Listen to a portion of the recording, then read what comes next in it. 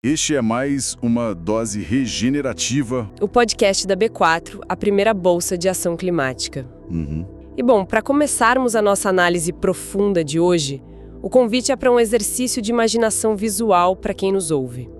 Pensemos na matriz industrial do Brasil como um motor colossal. Certo. Sabe, num maquinário imenso, muito ruidoso, que durante décadas a fio funcionou queimando combustíveis pesados, aquela velha engrenagem que deixa um rastro escuro de fumaça, fuligem e tipo um passivo ambiental gigantesco por onde passa. Que foi a fundação de toda a economia global no século XX, né? Exato, essa foi a fundação. Agora, imaginemos que esse exato mesmo motor descobriu uma forma de rodar utilizando uma fonte inesgotável. Uma forma que usa apenas a força da água e a luz do sol. E que, ao invés de expelir fumaça tóxica pelo escapamento, devolve para a atmosfera nada além de puro vapor de água. É uma imagem forte. Parece até o roteiro de um filme de ficção científica super otimista. Sim, total. Mas esse é o cenário técnico e real do hidrogênio verde, ou H2V. É a inovação que está reescrevendo as placas tectônicas da geopolítica. E para guiar a nossa exploração de hoje, o material curado pela B4 foi baseado nas recentes matérias sobre hidrogênio verde, o combustível brasileiro do futuro, hidrogênio verde e a transformação das finanças regenerativas. É um material denso e fascinante. O nosso objetivo nessa análise é entender como essa união de inovação tecnológica, que é o hidrogênio verde, e a inovação financeira, com a atuação da B4, vai muito além da teoria. Não é apenas sobre gerar lucro, é sobre colocar o país no centro de uma nova economia global, analisando isso de forma bem técnica e pé no chão. Vamos desempacotar isso. É vital entender a física da coisa, sabe? O texto base usa uma expressão muito peculiar, chamando o hidrogênio verde de uma espécie de bateria líquida. Isso. Como essa mágica acontece na prática? Bom, o que é fascinante aqui é que não há mágica nenhuma. Há física e química aplicadas em uma escala monumental. Veja bem, o hidrogênio é o elemento mais abundante de todo o universo. Ok. O grande obstáculo é a sua sociabilidade extrema. Na natureza, o hidrogênio simplesmente odeia ficar sozinho. Como assim? Ele se mistura fácil? Exato. Ele está sempre grudado em outros elementos. Na água, por exemplo, o H2O, temos o hidrogênio fortemente abraçado ao oxigênio. Para entender o processo, a analogia de um pote cheio de peças de Lego montadas funciona muito bem. Peças de Lego. Tá. As peças unidas representam a molécula de água. Para separar essas peças, para quebrar a ligação química que as mantém unidas, é necessária a aplicação de uma força externa imensa. No mundo industrial, essa força é uma descarga contínua de energia elétrica. Ah, que é o que chamam de eletrólise, certo? Exatamente, a eletrólise. E tem um detalhe crucial aí. A cor que damos a esse hidrogênio, seja ele cinza, marrom ou verde, não muda a molécula em si. O gás é o mesmo. O gás é idêntico. A cor é, na verdade, um selo de origem. É algo que diz ao mundo de onde veio a eletricidade usada para separar aquelas peças de Lego. Entendi. Então, tipo, se a fábrica usa a energia de uma usina carvão para quebrar a molécula de água, o processo inteiro jogou o dióxido de carbono na atmosfera. Daí o nome hidrogênio cinza ou marrom. Perfeito. O processo técnico é idêntico, mas o saldo ambiental é desastroso. Agora, se a eletricidade que alimenta os eletrolisadores vier da força dos ventos ou da irradiação de painéis solares... Que são fontes limpas. Isso, não há emissão nenhuma. O resultado final é o hidrogênio verde. Ele carrega consigo essa energia limpa na sua estrutura e pode ser armazenado e transportado para liberar essa energia mais tarde. Nossa! É justamente por essa capacidade de estocar energia pura que as fontes o chamam de bateria líquida. Olha, isso levanta uma dúvida prática inevitável. Nós já temos estradas lotadas de carros elétricos. A tecnologia das baterias de lítio, avançou absurdamente na última década. Sem dúvida. Se a gente já consegue plugar um carro na tomada e rodar centenas de quilômetros, por que o mundo está despejando bilhões de dólares nessa tal de bateria líquida de hidrogênio? Parece um esforço meio redundante, não acha? É uma pergunta excelente, mas essa é a grande ilusão da eletrificação urbana, sabe? As baterias de lítio são espetaculares para veículos leves, para o seu carro de passeio. Mas elas esbarram em um muro intransponível chamado densidade energética. Pensemos na indústria pesada, uma fábrica de cimento, uma siderúrgica derretendo aço a milhares de graus, ou até mesmo na logística global. Aqueles navios gigantes. Exato. Um navio cargueiro gigantesco, daqueles que cruzam o Oceano Pacífico transportando milhares de contêineres durante semanas a fio. Ou um avião comercial. Esses setores demandam um volume de energia que uma bateria química tradicional simplesmente não consegue entregar. Por causa do peso. Exatamente. O peso e o volume da própria bateria inviabilizariam a operação.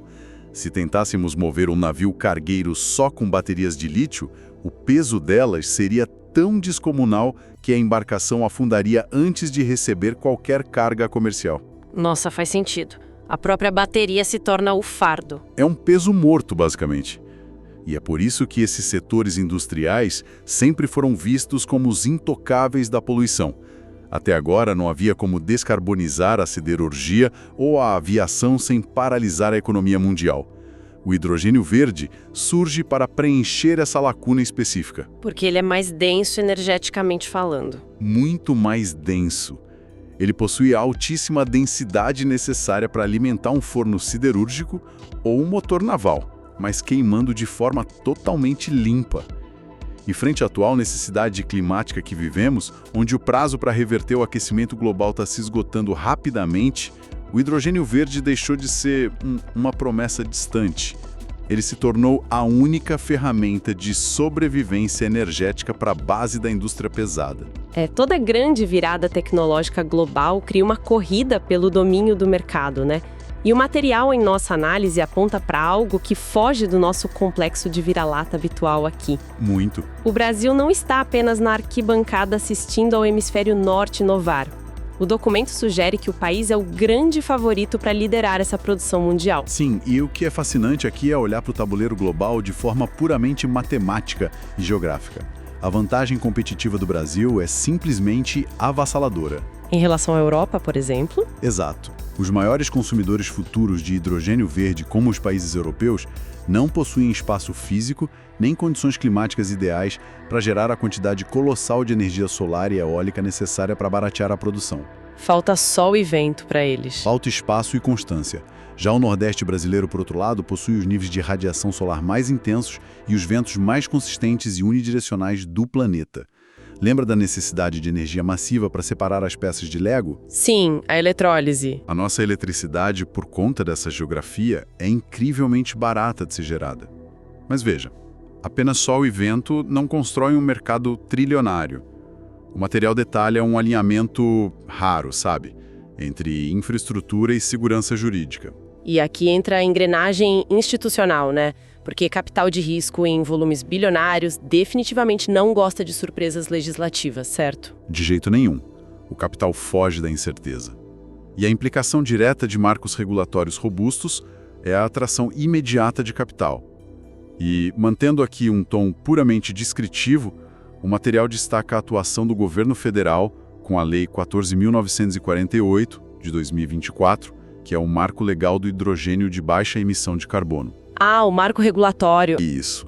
Ao definir claramente as regras do jogo, o Estado retirou o risco regulatório da equação.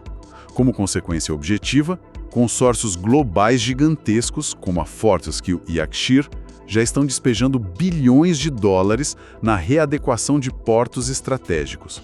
Bilhões. Isso no Nordeste. Sim.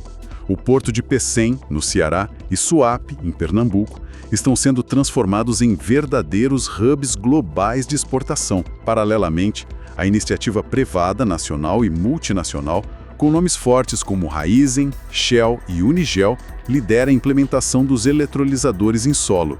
É a fusão da vantagem natural com a blindagem jurídica que atrai os maiores fundos do planeta.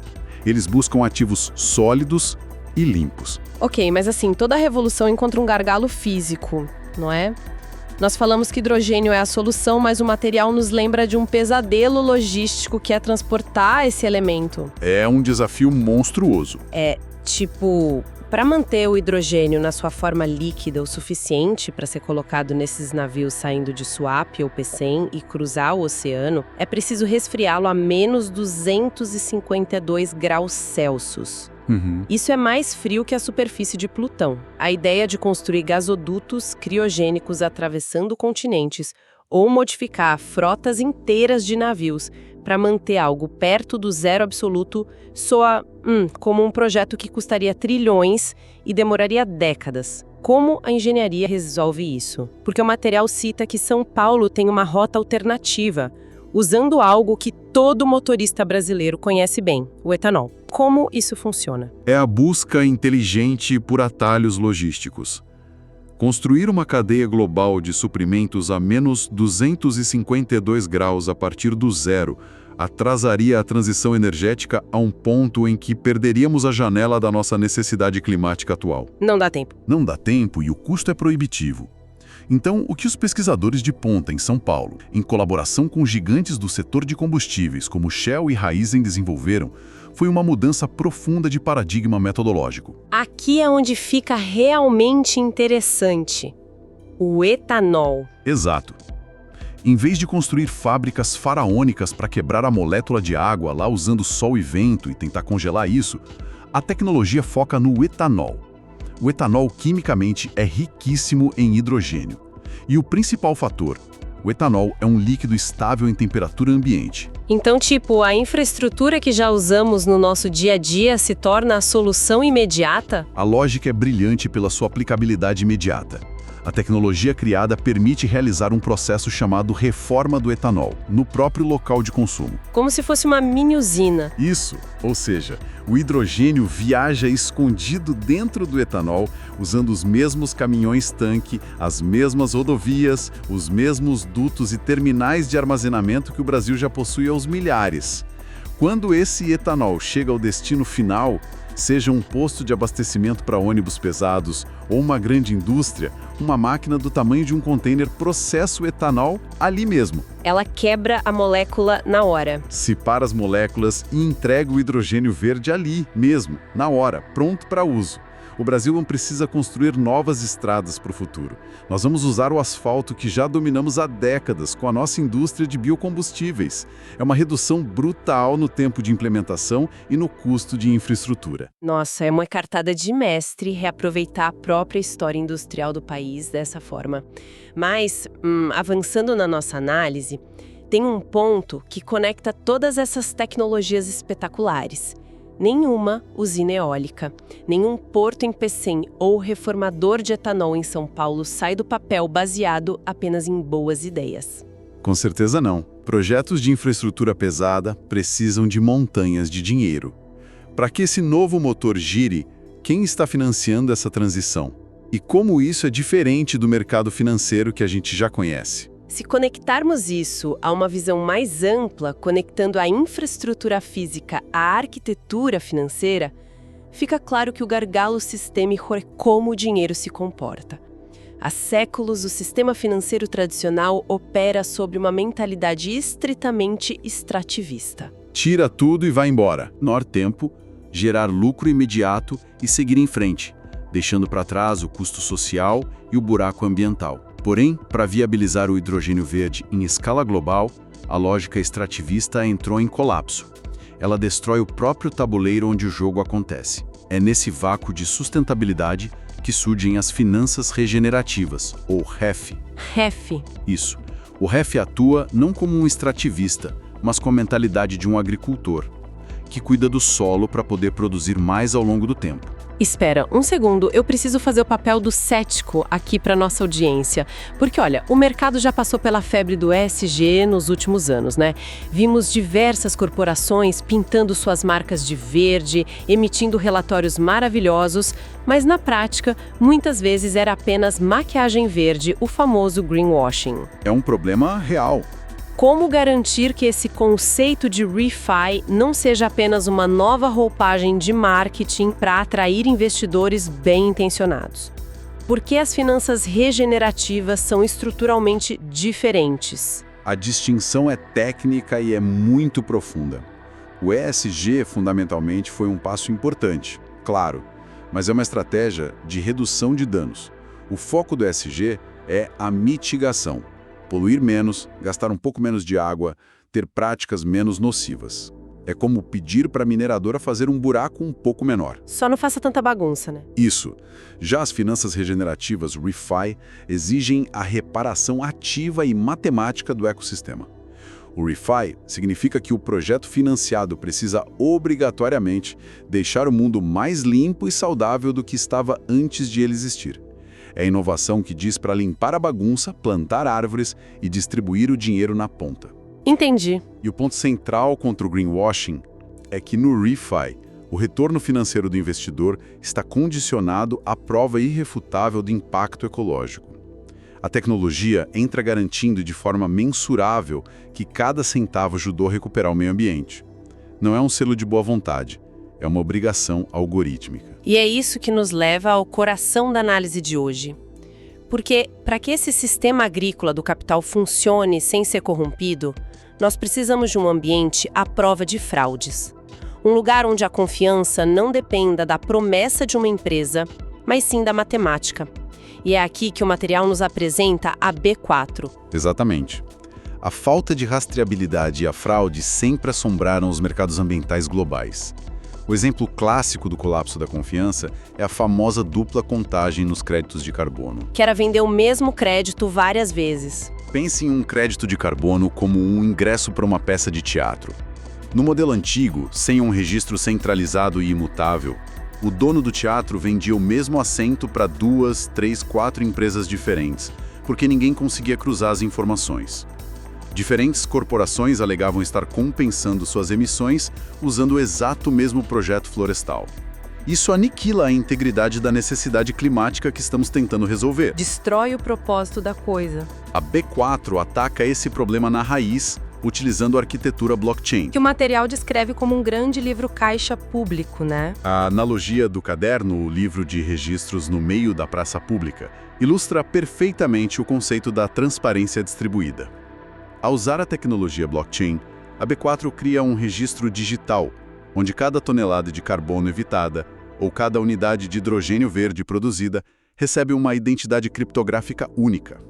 Todos escrevem o que compraram, ninguém pode apagar e todos podem ver. É público e imutável. Uma vez que essa transação é registrada na rede da B4, é matematicamente impossível apagar, alterar ou duplicar essa informação. O ingresso do teatro agora é único e verificável por qualquer participante da rede em tempo real.